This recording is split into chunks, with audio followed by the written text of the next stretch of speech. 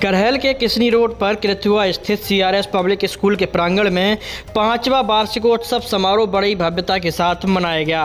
विद्यालय के वार्षिकोत्सव समारोह में शिरकत करने के लिए मुख्य अतिथि के रूप में राज्यसभा सांसद प्रोफेसर रामगोपाल यादव ने शिरकत की। इस दौरान कार्यक्रम के आयोजकों ने फूल मालाओं से लादकर व स्मृति चिन्ह देकर भव्य स्वागत सत्कार किया है। इस अवसर पर प्रोफेसर रामगोपाल यादव ने कार्यक्रम में शिरकत करते हुए मां शारदा के समक्ष दीप प्रज्वलित कर व माल्यार्पण कर कार्यक्रम का विधिवत रूप से शुभारंभ किया। इस अवसर पर कार्यक्रम में विशिष्ट अतिथि के रूप में पूर्व मंत्री सुभाष चंद्र यादव, पूर्व एमएलसी अरविंद प्रताप यादव, ब्लॉक प्रमुख नीरज यादव, पूर्व विधायक अनिल यादव समेत तमाम दिग्गजों ने शिरकत की। इस दौरान विद्यालय के वार्षिकोत्सव समारोह में बच्चों ने कई सांस्कृतिक कार्यक्रमों के भव्य आयोजन किए। सांस्कृतिक कार्यक्रमों को देखकर प्रोफेसर रामगोपाल यादव समेत तब सभी अतिथि गदगद दिखाई दिए। इस अवसर पर प्रोफेसर रामगोपाल यादव ने मेधावी बच्चों को सम्मानित किया, वहीं मेधावी बच्चों को साइकिल देकर सम्मानित करने का काम किया। इस अवसर पर प्रोफेसर रामगोपाल यादव ने शिक्षा के स्तर को अध्यापकों से और बढ़ावा देने की खास अपील की। इस अवसर पर कार्यक्रम के आयोजक डॉक्टर जितेंद्र यादव और डॉक्टर रविंद्र यादव ने अतिथियों का जमकर स्वागत सत्कार किया। आइए सुनते हैं प्रोफेसर रामगोपाल यादव ने क्या कुछ कहा। सीआरएस विद्यालय के संस्थापक और प्रबंधकों को इस बात के लिए बधाई देना चाहूँगा कि उन्होंने ग्रामीण अंचल में एक विद्या मंदिर की स्थापना की। मुझे याद है कि जब मैंने गंगापुरा में एक कॉलेज खोला था 92 में, तो हमसे लोगों ने पूछा कि आपने यहाँ कॉलेज क्यों खोला। मैंने कहा ये इतना पिछड़ा इलाका है, उस पूरे इलाके में जहाँ से बच्चे पढ़ने आएंगे 90% पिछड़े और दलित लोग रहते थे, जिनकी बच्चियों को पढ़ने की कोई सुविधा नहीं, कोई गरीबी के कारण इटावा नहीं भेज सकते, साधन ही नहीं इतने हो सकते कि भेजें किराए पे ले जाए। लड़का तो भेज भी दे, लड़की को अकेला नहीं भेजा जा सकता। तो मैंने इसलिए ये यहाँ स्थापना की, कम से कम 12वें तक तो बच्चियां पढ़ जाएंगी। और मैंने कहा कि मेरा खुद का एक लालच ये था उस इलाके की लड़कियां बहुएं बनकर हमारे इलाके में आती थी, सब बिना पढ़ी लिखी होती थी, तो अब आएंगी तो पढ़ी लिखी बहुएं आएंगी। तो मेरा निजी लालच आज मुझे खुशी इस बात की है, ये यहाँ आप सब देख रहे हो, यहाँ जो बच्चियां कार्यक्रम कर रही हैं। कोई कह सकता था आज से 15 साल पहले के गांव में इस तरह की लड़कियां भी हों, ये शिक्षा का ही कमाल होता है। इसलिए शिक्षा से ज्यादा विद्यादान से बड़ा कोई दान नहीं। ये व्यक्ति के व्यक्तित्व के विकास के लिए आवश्यक है। कहते हैं कि विद्या ददाति विनयम, विनयम यात पात्रता। विद्या से विनय आती है, विनम्रता आती है व्यक्ति में, और विनम्रता जब होती है तो पात्रता को प्राप्त कर लेता है, योग्य होता है किसी पद के लिए, किसी भी जगह जाने के लिए, सबसे ज्यादा जरूरी होती है।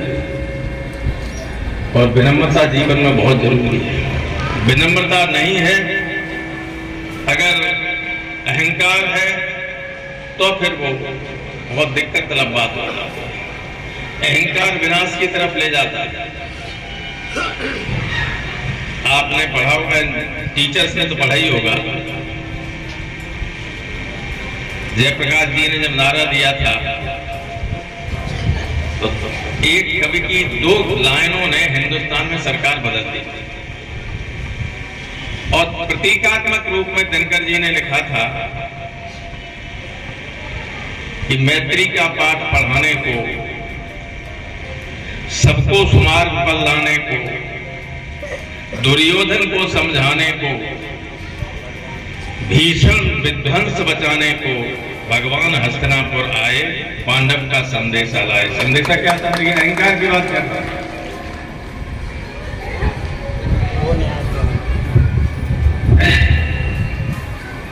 अगर देना है, अगर न्याय है, 2 न्याय, अगर तो आधा दो, आधा राजनीति। इसमें भी कोई बाधा हो तो दे दो केवल 5 गांव, रख लो अपनी धरती तमाम। नहीं दी दुर्योधन, दुर्योधन ये भी न कर सका, आशीष समाज का ले न सका, उल्टा हरि को बांधने चला, जो था असाध्य साधने लगा। तो दिनकर जी क्या लिखते, इस लाइन के लिए मैंने ये चीज पढ़ा है, जब नाश मनुष्य पर छाता है पहले विवेक मर जाता है। इसलिए कभी भी अहंकार मत कीजिए। जिसने आप आसपास देखिएगा, जिसने अहंकार किया होगा उसका विनाश होगा, वो आगे नहीं बढ़ सकता। क्यों?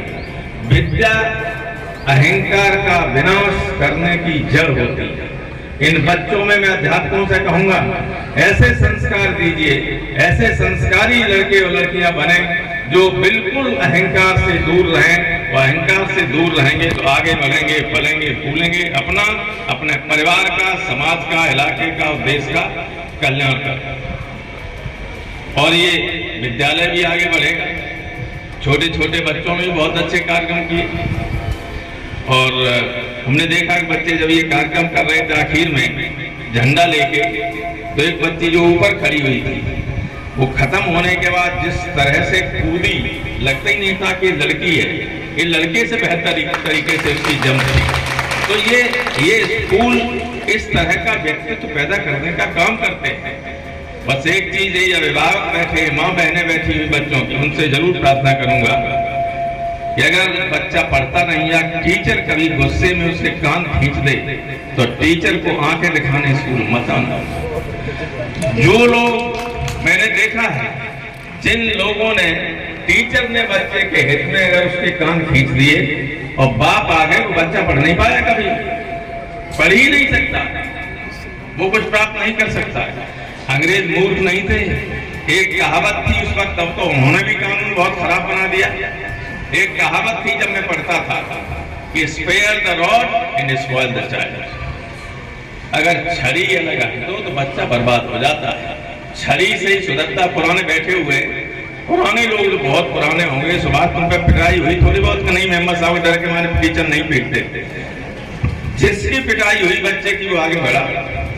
लेकिन अब किसी के कान भी खींच दिया तो लाठी लेके आ जाते, तो टीचर क्या पढ़ाएंगे? इसलिए कतई नहीं, ये बच्चा की कोई दुश्मनी, बच्चे तो प्राण से प्यारे होते हैं अध्यापक को। बच्चे जो है सबसे ज्यादा प्रिय होते हैं। आप देखिए, तमाम कंपटीशन होता है, तमाम तरह की प्रतियोगिताएं होती हैं लोगों में, लेकिन एक ही बात ऐसी होती है कि जब किसी अध्यापक का पढ़ाई और बच्चा आगे बढ़ता है तो वो बहुत प्रसन्न होता है। उसे ईर्ष्या नहीं होती है कि मेरा बच्चा ऐसा नहीं हुआ, ये कैसे हो गया। उसका स्टूडेंट आगे बढ़े, ये टीचर को हमेशा प्रसन्नता देने वाला होता है।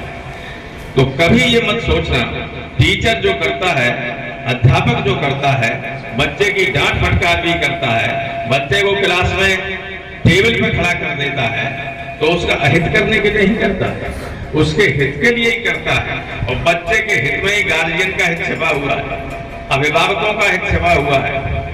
इसलिए कभी जो है ये पढ़ाएंगे, डांटेंगे, फटकारेंगे, इनको छोड़ दीजिए कि बच्चा आपको दिया है। पहले हम जानते थे कितनी पिटाई होती थी।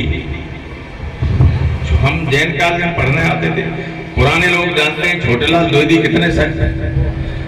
अगर प्रार्थना होने से बाद आए तो गेट पे खड़े होते थे और हम लोग हाथ आगे इसलिए कर लेते कि दो चार तो हाथ पढ़ ही जाएंगे, तो कभी कोई लेट नहीं आता डर के मारे।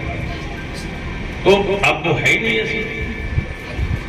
उसमें मैं ये चाहता हूं कि अध्यापक निर्भीक होके बच्चों को पढ़ाए। अध्यापक से ये भी उम्मीद नहीं करते कि वो ऐसी मारपीट करते कि बच्चे कई आए हैं केसेस जिसमें किसी का कान टूट गया, जिसका हाथ टूट गया, ये नहीं, कोई निर्दयी नहीं होता, लेकिन थोड़ा बहुत जो है डांट फटकार कर सकता है। इसका अधिकार टीचर्स को होना चाहिए। आप लोग उसको, बच्चे नाराज न हो, कान भी खींचे जा सकते हैं।